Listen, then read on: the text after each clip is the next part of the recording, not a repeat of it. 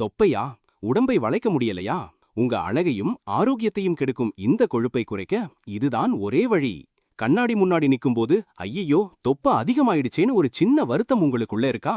பிடிக்காத உடம்பு, குறையும் தன்னம்பிக்கை, அப்புறம் உடல்நல பிரச்சனைகளும்னு தொப்பைங்கிறது வெறும் அழகு குறைபாடு மட்டும் இல்ல, அது ஒரு பெரிய ஆரோக்கிய பிரச்சனை.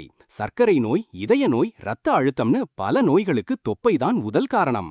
ஆனா கவலைப்படாதீங்க, தொப்பையை குறைக்கிறது முடியாத காரியம் இல்ல. சில எளிய நடைமுறை வழிகளை பின்பற்றுவதன் மூலம் உங்க தொப்பையை ஈஸியா குறைக்கலாம். இந்த விரிவான வழிகாட்டி உங்க வாழ்க்கையையும் உடம்பையும் மாற்றும். இந்த கட்டுரையை கடைசி வரை பாருங்க. தொப்பையை குறைக்க உதவும் டாப் 7 ரகசியங்களை இங்க கத்துக்கலாம். 1. சர்க்கரை மற்றும் பதப்படுத்தப்பட்ட உணவுகளை குறைங்க. இதுதான் முக்கியம். தொப்பையை அதிகரிக்கும் முதல் எதிரி யாரு தெரியுமா? சர்க்கரையும் பதப்படுத்தப்பட்ட ப்ராசஸ்டு உணவுகளும் தான். Cake, chocolate, soda, bakery items, சிப்ஸ்னு இதெல்லாமே உங்க இடுப்பு சுத்தி கொழுப்பா போய் சேரும். இந்த உணவுகள்ல வெறும் கலோரிகள் தான் இருக்கும், சத்துக்கள் இருக்காது. என்ன செய்யணும்?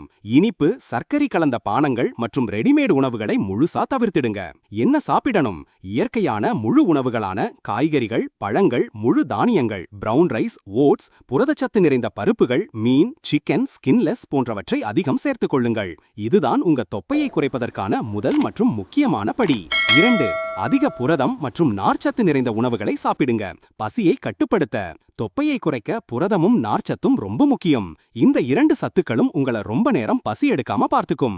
இதனால தேவையில்லாத ஸ்நாக்ஸ் சாப்பிடுறது குறையும். புரதம் நிறைந்த உணவுகள் சிக்கன், ஸ்கின்லெஸ், மீன், முட்டை, பருப்பு வகைகள், பனீர், தயிர், டோஃபு. நார்ச்சத்து நிறைந்த உணவுகள் காய்கறிகள், குறிப்பாக கீரைகள், பழங்கள், ஓஸ், திணை வகைகள், பட்டாணி, பீன்ஸ். இது உங்க மெட்டபாலிசத்தை அதிகப்படுத்தி தொப்பையை எரிக்க உதவும். 3. தினசரி உடற்பயிற்சி. சும்மா இருக்காதீங்க. உடற்பயிற்சி இல்லாம தொப்பையை குறைக்க முடியாது. தினமும் ஒரு 30-45 நிமிஷம் உடற்பயிற்சி செய்யணும். இதுல 2 விதமான பயிற்சிகள் ரொம்ப முக்கியம். கார்டியோ பயிற்சிகள். நீங்கள் ஏற்கனவே ஏதாவது இதய நோய் பிரச்சனைகள் இருந்தால் டாக்டருடைய ஆலோசனையின் பேரில் கார்டியோ பயிற்சிகள் செய்ய வேண்டும். நடப்பது, ஜாகிங், சைக்கிள் ஓட்டுவது, நீச்சல். இது கலோரிகளை எரிக்க உதவும். ஸ்ட்ரென்த் பயிற்சி. Yoga, push ups, squats, weight lifting. இது தசைகளை வலுப்படுத்தி உடல் கொழுப்பை குறைக்க உதவும். உங்க தசைகள் அதிகரிக்கும் போது உங்க உடம்பின் கொழுப்பை எரிக்கும் சக்தி அதிகமாகும். 4. மன அழுத்தத்தை குறைங்க. எங்கள் சேனலில் மன அழுத்தத்தை குறைக்க 10 எளிய வழிகள் என்ற வீடியோவை பார்க்கலாம். நிம்மதிதான் மருந்து. மன அழுத்தம் அதிகமாயிருந்தா கார்டிசால் என்ற ஹார்மோன் சுரக்கும். இது தொப்பை கொழுப்பை அதிகப்படுத்தும். கோபம், கவலை, பயம் இதெல்லாமே தொப்பையை அதிகரிக்கும். என்ன செய்யணும்? யோகா, தியானம், மூச்சு பயிற்சி, பிடித்த பொழுதுபோக்குகளில் ஈடுபடுவது போன்ற மன அழுத்தத்தை குறைக்கும் விஷயங்களை தினமும் செய்யுங்கள். போதுமான தூக்கம். ஒரு நாளைக்கு 7 முதல் 8 மணி நேரம் நல்ல தூக்கம் அவசியம். தூக்கமின்மையும் மன அழுத்தத்தை அதிகரிக்கும். 5. தண்ணீர் அதிகம் குடிங்க. உடலின் சுத்திகரிப்பு. தண்ணீர் உங்க உடம்புக்கு ரொம்ப முக்கியம். இது உங்க மெட்டபாலிசத்தை சீராக்கும், பசியை குறைக்கும், உடலில் உள்ள நச்சுக்களை வெளியேற்றும். எவ்வளவு குடிக்கணும்? ஒரு நாளைக்கு குறைந்தது 8 முதல் 10 கிளாஸ் தண்ணீர் குடிங்க.